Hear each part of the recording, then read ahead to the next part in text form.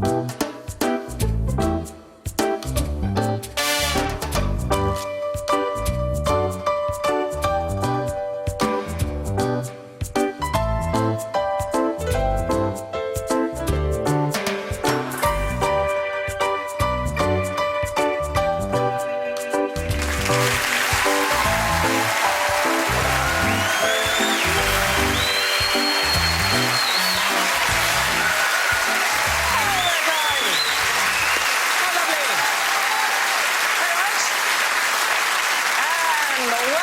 КьюАй, where tonight we are turning positively negative in the not, nearly, nearly not, neither and no show. So let's meet our naysayers, the never knowingly under-funny Gyles Brandreth.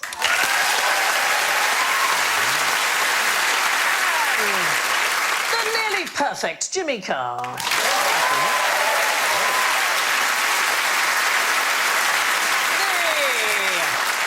Half bad, Victoria Coren Mitchell.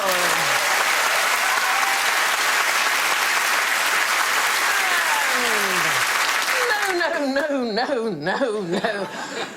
Yes, it's Alan Davies.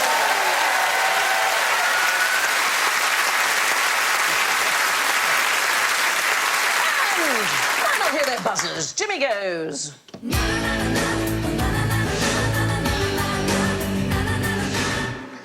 Victoria goes.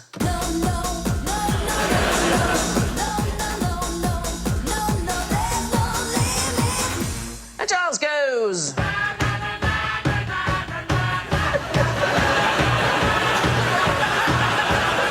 You look like the games teacher at a school's disco. And Alan goes. No, 1,000 times no. I'd rather die than say yes. Yours first, actually. I thought that was very nice.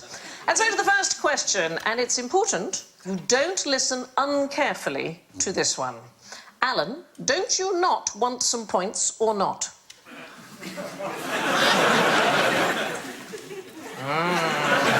Gyles is well, that's writing it very down. difficult to say yes or no. What do you reckon? There's 3 negatives. Yes. Don't you not want some points or not? Do you not want some... Do you not want some points? Or not? Or... Do you not... Do you not... Well, we also don't know whether he does or not. Yes. Don't you not want some Points or not? Or not? Do not want points. So here's the thing. It's true to say that I do not want points. Yes. So, or not would mean that you do... You'd say, do you want points or not? No, yes, but... So the answer is...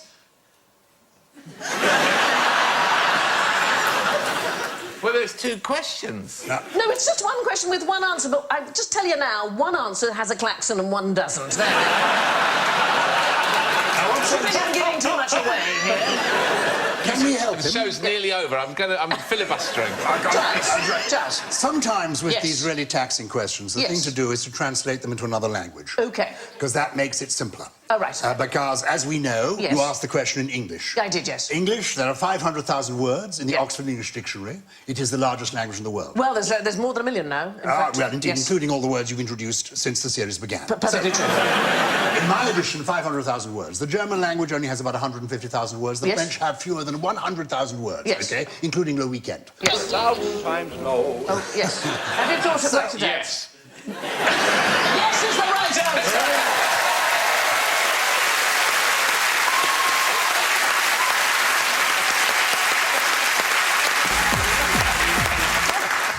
Yes isn't the right answer. Oh. It's not a yes-no question. No, that's what I thought. But fundamentally, yes is better than no, is where we were heading. In your Although book, maybe. I was enjoying Giles's... But curiously, the answer would have been different. I didn't mean I'd come back to it. I wasn't enjoying it that much. But interestingly, the answer in French would have been yes. Oh, no, no. In French, you could have said, I don't know, which is je ne sais pas, which is a double negative. Or... But if you translate, what did you originally say? Is it too early to lose the will to live? I'm extremely concerned, Yes. Sandy, that you, Yes. a role model for women everywhere, Yes. should, in fleshing out the double negative, come out with a statement broadly, yes is better than no. That's not what I'll be telling my daughter.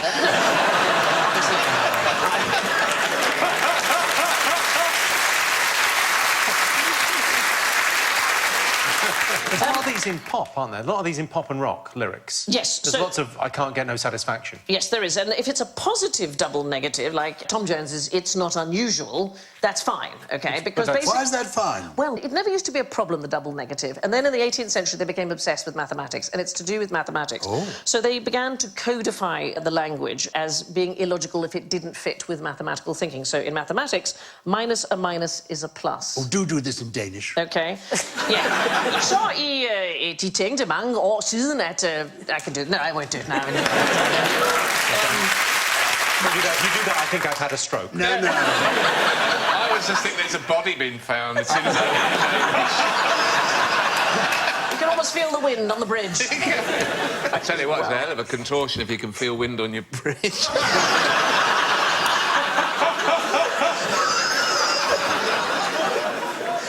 Trying to think what position you'd have to be in. I don't know, but I'm going to try and sketch it. You can pass it along when you've done. Anybody know the difference between no and nay? Is it like the French no and si, where si is yes if somebody's expecting the answer no? Yeah, you're exactly right. It's to do with the type of question that you get. So there used to be, in early modern English, so we're talking sort of late 15th to late 17th century, 2 affirmatives, yes and yay, and 2 negatives, which were no and nay. And so subtle, the rules, that even the people at the time thought, I have no idea how this works. But basically, yes and no were responses to questions posed in the negative. So, will he not go? The answer is yes, he will, or no, he will not. But if you positively frame a question, will he go? The answer is yay, he will, or nay, he will not. Are you allowed to say nay without saying sirrah? Or indeed prefacing it with hey nonny. No. Yes. I'll be docking points from anybody who gets it wrong from now on. Is that clear? Yes, but not entirely. Is Yes that and correct? no. Yay. It was positively phrased, so the answer, in fact, Victoria's entirely right, is yay is the answer. It's yay is the answer? Yes. So, yay is the equivalent of yes, but nay is not the equivalent of no. That's what we've learnt. No. No. So... Yay is yes if the answer yes is expected. Yay and nay are for positively framed questions, and yes and no... I'm losing. Honestly, I can't. What we've learned is nothing. You weren't really paying attention, that was the problem. No, exactly. But what I can tell you is that there's really nothing wrong with double negatives. Only arbitrary pedants believe there isn't not. Now it's time for my favourite subject in all the world. Not. It's sport. Yay, sport. Yay, sport. OK. Yay. Why is the person on the right such a loser? Oh, isn't this interesting? I don't know yet. No. Just because he's not got any badges and ribbons on, he's obviously been in a court-martial, he's had them stripped off him, that's why he's the loser. You are in the right area. Is he standing in for someone? Well, Oh, is it a centaur? Is he half man, half horse? It's actually the other guy's riding a horse and he's actually the horse and those are fake legs. that's my favourite. But no. So he's a sort of nearly man. Oh, He's an understudy. I don't think we can call them that anymore. The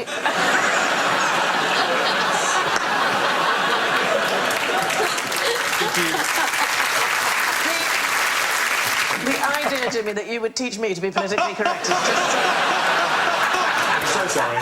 You're so fantastic. I've started a new thing on the show, which is my Random Scandinavian, and this is my Randy Scandi. This guy, he took part in the 1948 Olympics. His name is Sergeant Getnal Persson, and he was in the Swedish equestrian team, and they easily won gold in the dressage, and then they were stripped of the medal because the French, who came second, noticed that he was wearing a sergeant's cap. So you were in the right area, absolutely, Giles.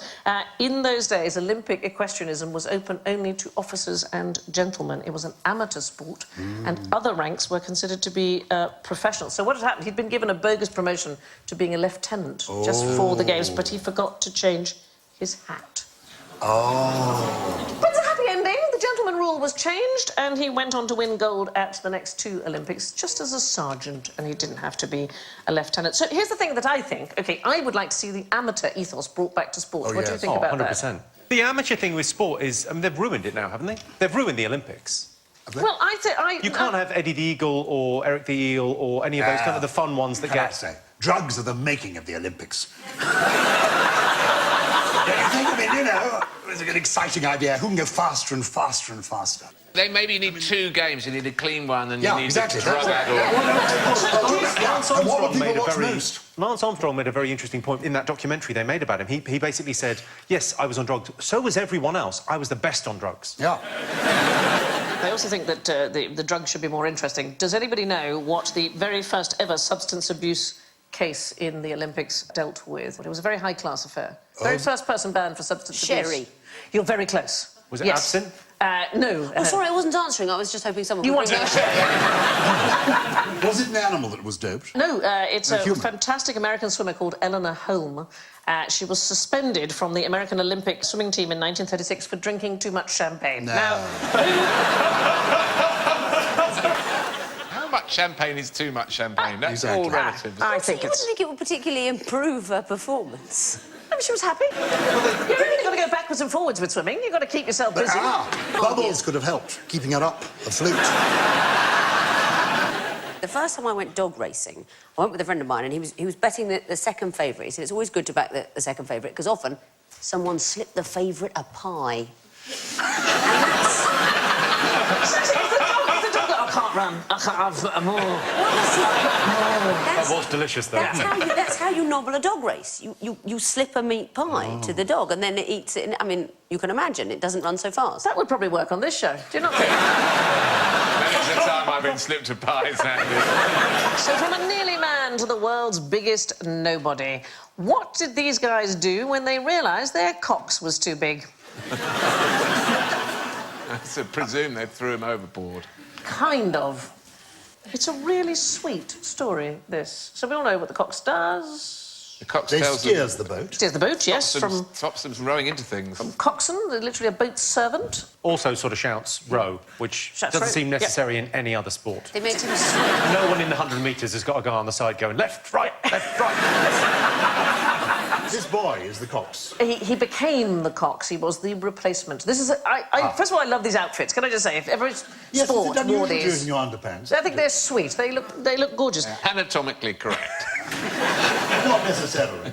This is the Dutch coxed pair from the 1900 Olympics. So what happened was they got through to the final and they had an overweight cox called Hermanus Brockman and they thought it was going to cost them the gold. So they had noticed that the French crews were using children as coxes and so they decided to get one of their own and they plucked one from a crowd, this boy. He'd already been discarded actually by the French as being too heavy. He's between 7 and 10 years old. Nobody knows his name, but with him coxing, they won the gold and then he vanished back into the crowd. He is an Olympic gold medalist and nobody knows his name. Isn't it the sweetest story? He's Also, the idea that he was telling his friends, yeah, I went and I saw the rowing, it was amazing. Where did you sit? I had a great seat. Yeah, it's in the boat. He's the only anonymous gold winner ever in the Olympics. The medal was given to the overweight cox who didn't actually row. Hermanus Brockman, he got the gold medal. Oh, and he was disappointed that it wasn't made of chocolate. I think that's the main disappointment of all gold medal winners in the Olympics. Oh, seriously? Yes, indeed, they sacked their cocks and got a lad in to do his job. And now for something that's not quite the full shilling. So, I have got 3 bottles of wine. I've got a very nicely aged Chateau Brandreth. There we are. We've got that down there. I've got this is rather lovely, Jimmy Carr Valley White, fruity and fresh. I just passed that very excellent with cheese. And this one... What are you saying about Jimmy's material? Cheesy and fruity. Oh, fair enough. This one goes down very well, I hear. It's a 1966 Alan Davies Piteous wine. There we go. So, Victoria, so you know nothing about these wines. Let us imagine that you care for all wines in rather similar manner. I can make that leap of the imagination. Thank you very much. Which one would you purchase based on the price? On those prices, I mean, all of them. I'd still get change. People have wine stoppers. What's the point of that? What are they for? What are they for? What are they for?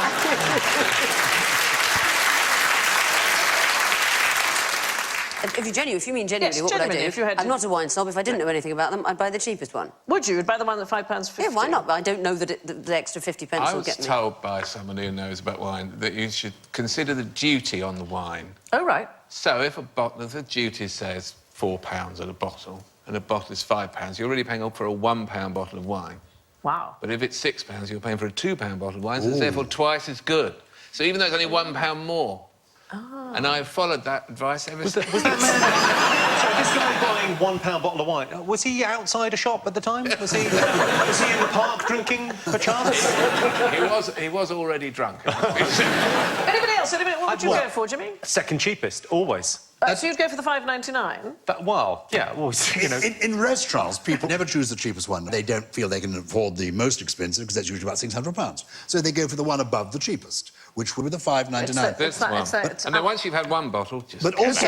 Who cares? Is there not a psychological... There's only a penny difference, you see. Is there not a psychological advantage? It is. This is the thing. It's called psychological pricing, and it's also known as charm pricing or magical pricing, pretty pricing. Most people would go for the $5.99. They wouldn't be so cheap, Victoria. They'd go for the $5.99, and there seems to be a sort of subconscious thing that we prefer precise prices to round ones. That seems to be a thing.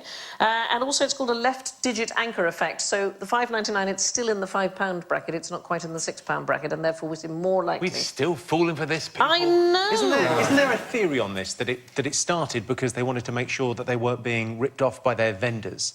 If you've got to give them a penny change, it has to go through the till. Yeah, there was a theory about that, but there are experiments that suggest that you do better to price products at £5.99 than at £5.50 because the 99 feels like a reduction. It is odd that £6 1p sounds a lot more than £5.99.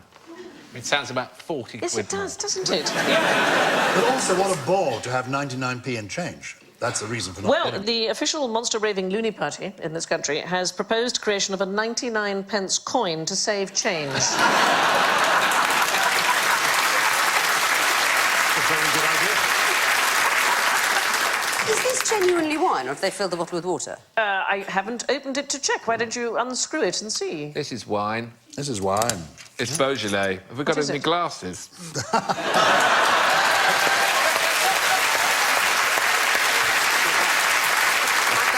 Do you think you've overpaid for that, or is that all right? I think that's all right. That's You see, not I think too I've done shabby. well with the cheapest one. Take it You back should, now. I think in restaurants you should always order the house wine because if they should...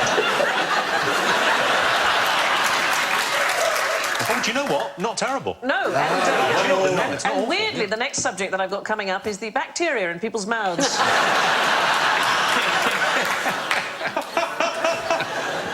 You should always order the house wine, because a Why is restaurant that? ought to stand by its house wine. If the house wine is not good, then the food is not going to be good. And also, they buy so much of it, they can get it at a better Yeah, price. so that is a... So buy the house wine at 99 rather than... Well, it depends how expensive it is. So a prestige good, a luxury good, like, say, for example... Do you like handbags? Do you like luxury handbags? Of course, yes.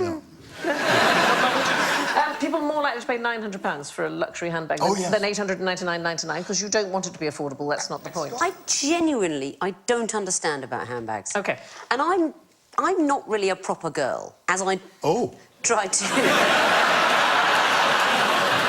And Jimmy's fine with that. A handbag is essential. Do you carry a man bag? I don't carry a man bag, but I discovered a handbag was essential when I wrote a book about the Queen.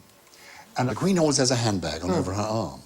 And when she moves her handbag from one wrist to the other wrist, that is the cue for the equerry in waiting to move you on. Oh. So when you are next, Sandy, chatting with Her Majesty and thinking it's going rather well, doing some of your amusing Danish stuff... tactful, She can't get enough of it. She can't. She can't. Her husband is a Dane. She loves all that. She loves the Nordics. She loves all that. Philip? Yeah. Oh, yeah. He's Greek. No. That's just a cover. He's quite mad, you know. No. I had lunch with Her Majesty and she appeared to have nothing but dog biscuits in the bag. Yeah. Well, but anyway, that is the trick. So just watch out when she moves the bag from one wrist to the other.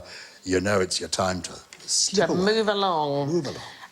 In The Meaning of Life, which is a fabulous book, a Kibblesworth, which is a village in Tyneham where is defined as the footling amount of money by which a price is less than a sensible number, which I like. Should we put the bottles away? What do you think? Do you want me to give me yours? I'm putting it away. No, give me yours, sweetheart.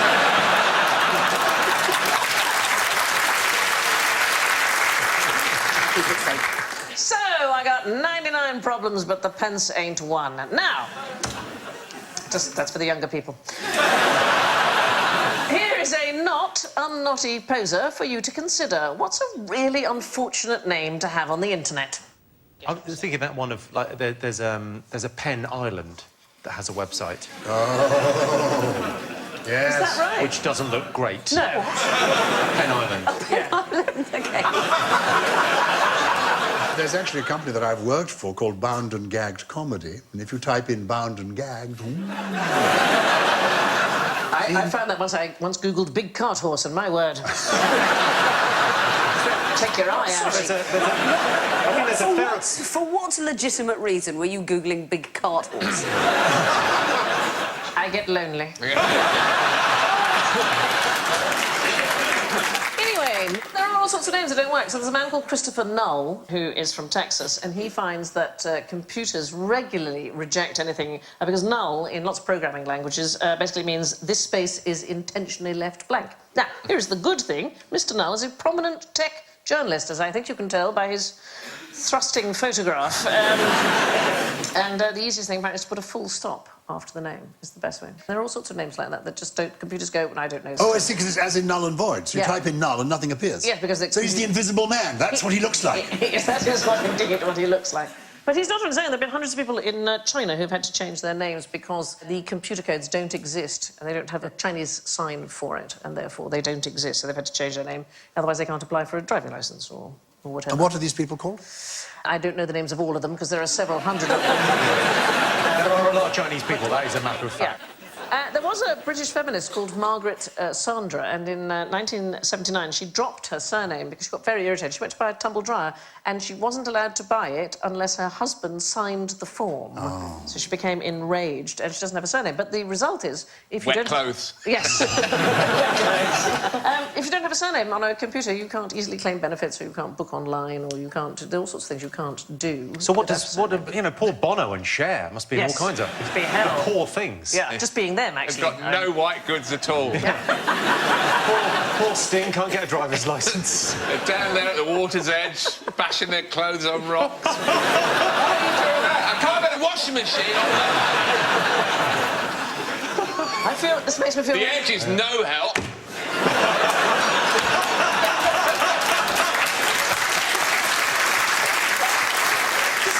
My favourite story about getting names wrong, there was a British student called Adam Armstrong, and he had his Ryanair seat accidentally booked in the wrong name. So the airline was going to charge him £220 administration fee to correct this error, and he didn't want to pay the money, so he changed his name by deed poll, which is free, OK, and got a new passport for £103. Way cheaper. Instead of paying Ryanair for a clerical error, change your name. There's a lesson there. I have no idea what it is. And now, for a total non-event, who's the best person to invite to a don't-come party? Oh. Yes. A don't-come party? It's an actual thing that it's used now by charities. Ah! I think I know what it is then. Yes. It is where, in order to raise money, they say, if you give us £1,000, we will not hold this occasion. You don't, therefore, need to spend money on having your hair done, buying a new frock, hiring a car, taking part in the raffle, buying a balloon, getting the drugs behind the fountain over there. None of these things need to happen. It's a cheap evening. Behind the fountain. And what, does this come out of people going, I would pay not to go to that event? Yeah. Yes. So people that want to stay home. I would pay not to hear Gyles's after-dinner speech. I'm not saying that. I would say...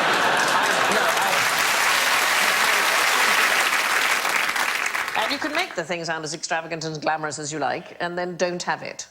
So you say it's at a fantastically expensive hotel and there's going to be champagne, but don't come. And then you get more money because people don't want to go anywhere. So a never event is different, OK? Do you know what that is? Is that an event that was never going to happen? No, it's the official name used by hospital administrators to describe errors that are wholly avoidable. So should never occur. Like, well, I should think, a meat cleaver on a patient would be... Well, before we rush to judgment, we don't know what's the matter with him. No. That might be necessary. Yeah. But curiously, these never events do occur. I was hosting the British Funeral Directors Awards recently. We've got to get you a new agent, dude. It was quite quiet initially. It took hope you place open with that. At the end of the day, they'd had their trade show, in the same venue. And so around the edges of the room, there were coffins, caskets, people looking not unlike this fellow, sort of sitting up in them. Were you picking a new home?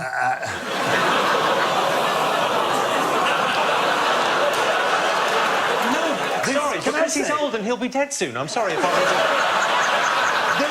Can I tell you something, Jimmy? I don't think you realise how this is getting to me, because this very morning, I received a letter through the post inviting me to be the new face of the Stanner stairlift.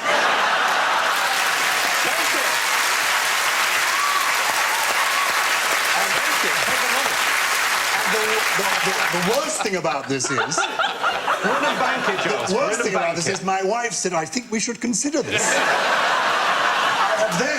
This is a true story. This is a true story. I have then phoned them up. And I said, have you thought of Nigel Havers?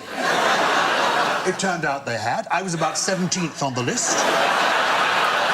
I'm afraid this is not the first invitation of its kind I've received.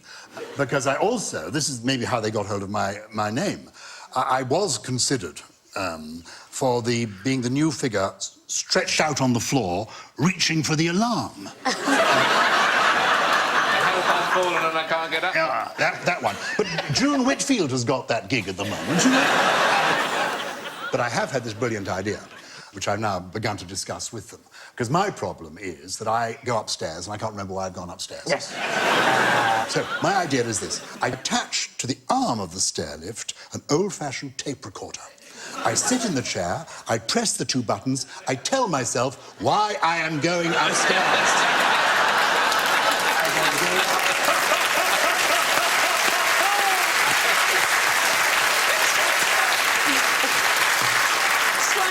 The worst Beckett play ever. The tape, years later, be handed down for generations with all the reasons why Uncle Giles went up the stairs for 10 years. For a shift.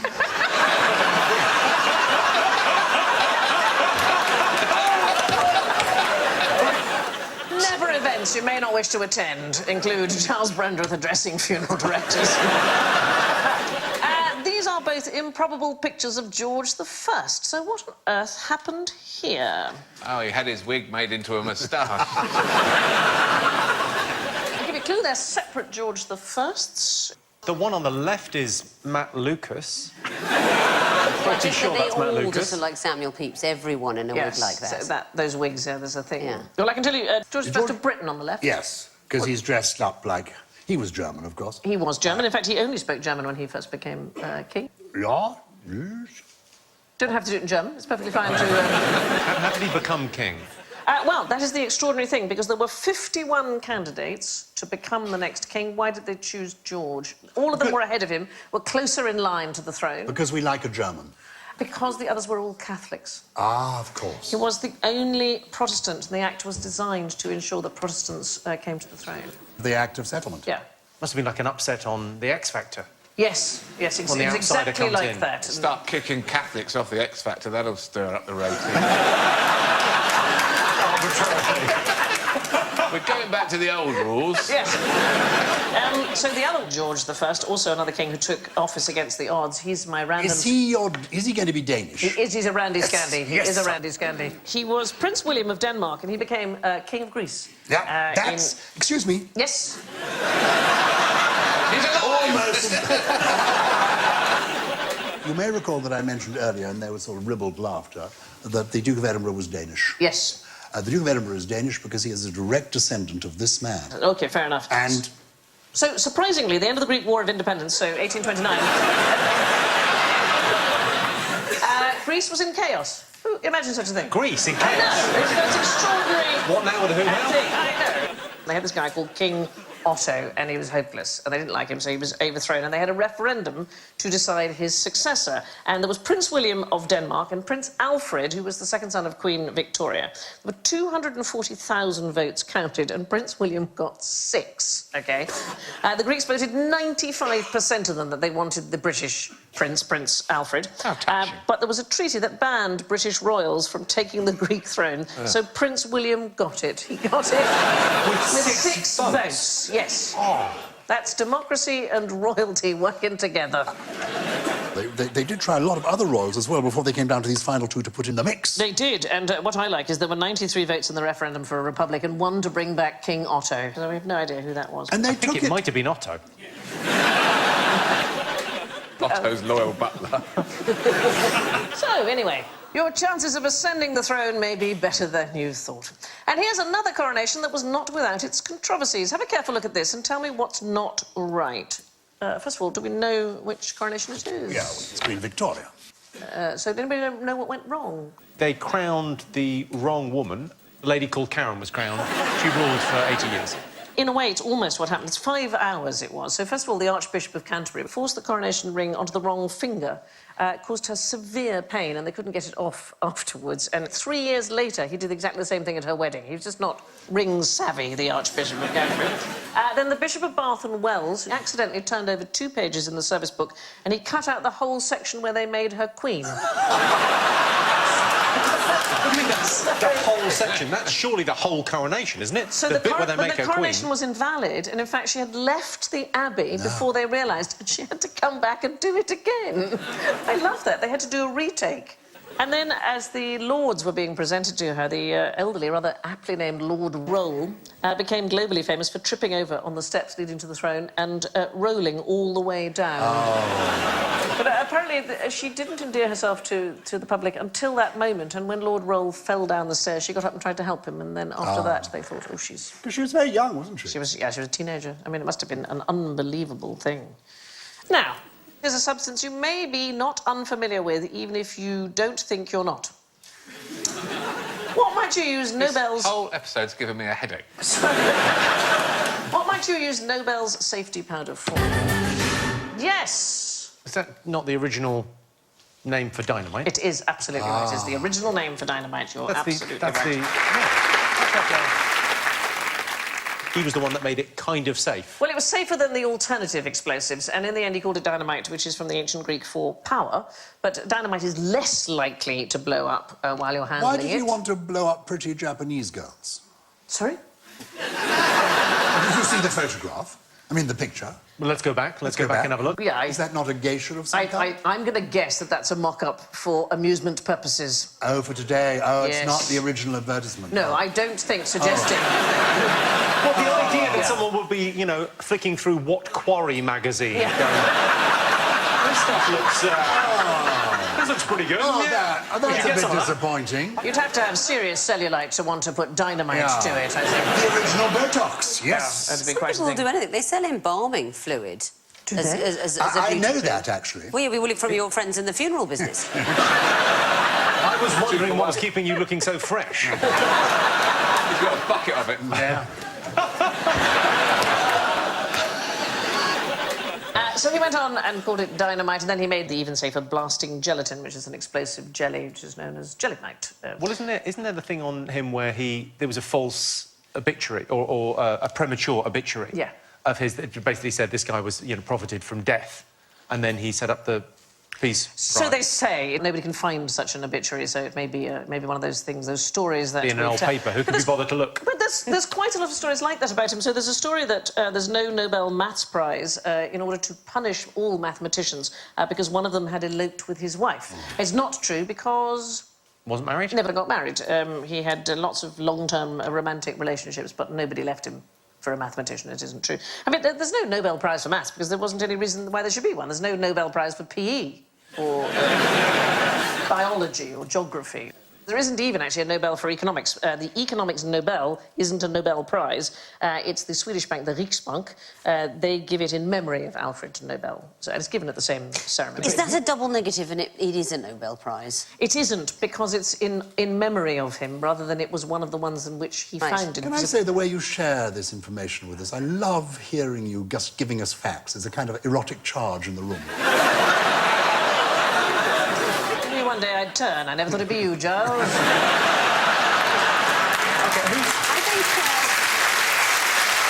think it's just nice for you to be in a room that isn't full of coffins, isn't it? Less funereal. But soon, Giles, soon. At which point we turn our attention deficit to that slush fund of negative knowledge, the general ignorance round. Fingers not unadjacent to buzzers, if you please. Name some common Egyptian characters. Egyptian. Oh, yes? The Eye of Horus.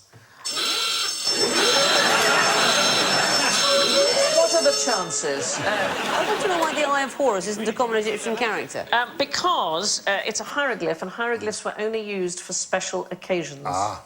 So they were not common. In Well, fact, I think you'll find that there were many special occasions in Egyptian yes. life. That's the point, isn't it? The thing is, a normal everyday form of writing in Egyptian was hieratic. So it's a simplified version. It's a much more cursive version. Oh, there it is. That's a rarefied klaxon. Frankly, Yes? Victoria, they've set you up there. Yes, somewhat. can only be described as a trap.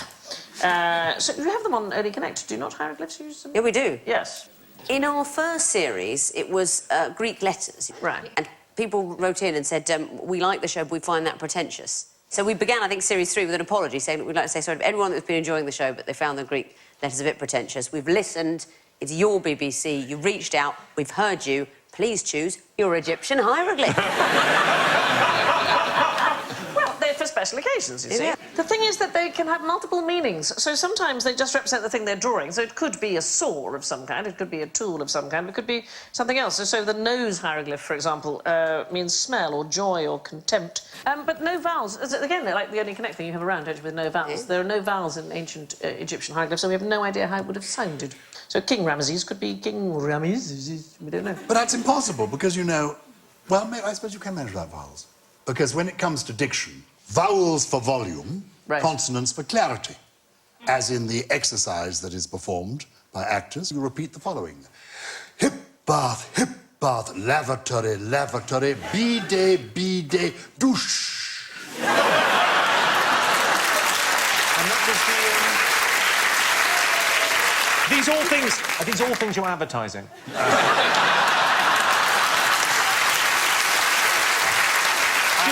Tell us about your sponsorship, Can I say, please. people of your generation probably don't know what a bidet is, but they are all bathroom appliances of one kind or another. That you're advertising.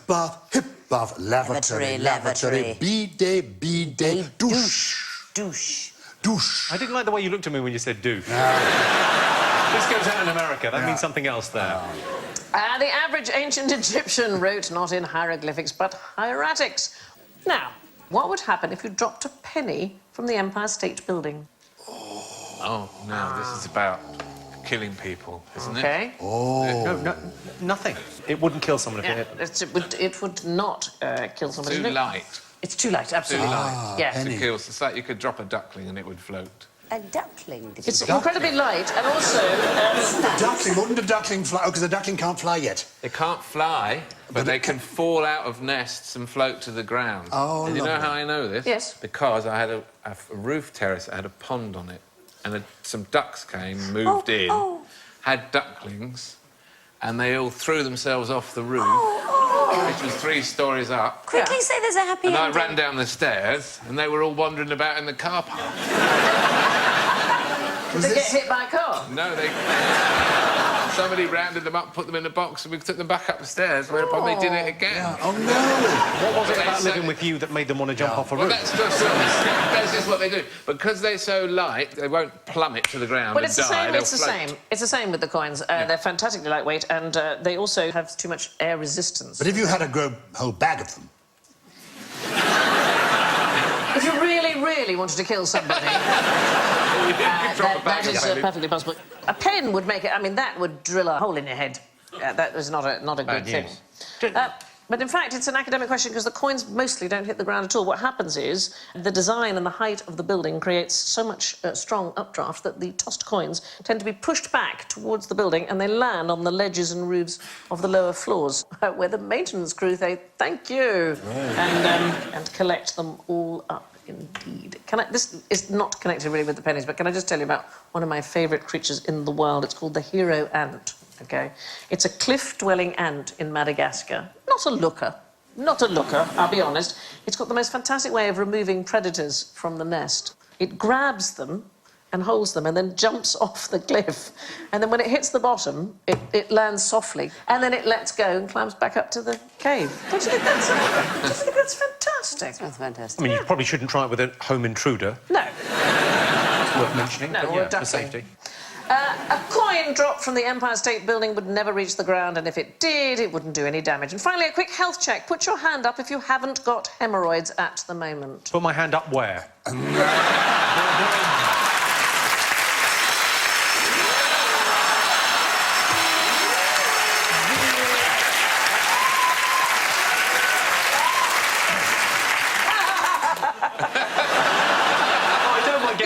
But when you're so gleeful. Yes. I've always got hemorrhoids. I've had hemorrhoids for about 25 years. Really? The thing is, everybody's got them. We're born with hemorrhoids. There isn't anybody who doesn't have them. They're cushions. They're sort of made of veins, which are normal part of the anatomy. It's a bit like your eyelids or your lips, possibly not quite so pretty. And they're there to stop the stools leaking out of your bottom. They explained all this to me when I went to the audition for the job. It's only when they become enlarged or inflamed that they cause problems, but we have them all the time. We all have hemorrhoids all the time. Well, you know what? I think if we're going to... Should we go embarrassing bodies? Should we... Can I whip one out? So we've all got them at all times? We do, but there's a myth that if you sit on a cold surface or conversely on a radiator, it causes piles. That's simply not true. And spicy food, not true. What causes... Well, there is another old wives' tale about reading on the loo can cause them. That may be true. What do you have to read, though? Is it like a spell? Like an incantation? No, it's sitting or standing for too long. It strains your rectum, is the thing. Yes, you mustn't push. No. No. And also, never resist the cool to stool. Is that another way of warming up for an actor? Harry Hill told me that with his medical hat on. Oh, you must never resist the call to stool. I like that. That's very good. They think Napoleon may have lost the Battle of Waterloo because he had a terrible attack of piles which made him not sleep the night before. Well, and they captured the moment, didn't they? That is a man with piles. Yeah. Most definitely. It's the power of Instagram for you. Your horse is ready. Oh. And David Livingstone thought to have died on the banks of the Zambezi from burst hemorrhoids. If a hemorrhoid bursts in the forest. It's lovely that we're at the hemorrhoid section of the show, anyway. Yes, absolutely. So let's have a look at the scores. And in first place, with -1 point, it's Gyles.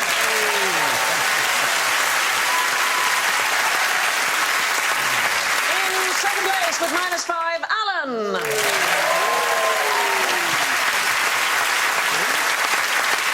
And in third place, with -8, Victoria.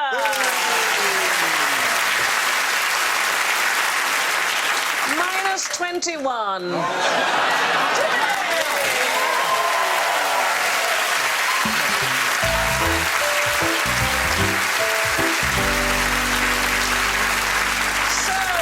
To Victoria, Jimmy, Gyles and Alan, and I'll leave you with this. In the 1950s, the American philosophy professor Sidney Morgan Besser went to a lecture by the English linguistics expert J.L. Austin, who claimed that while some languages use double negatives to make a positive, no language uses a double positive to make a negative. And from the back of the room came Morgan Besser's distinctive New York drawl, yeah, yeah.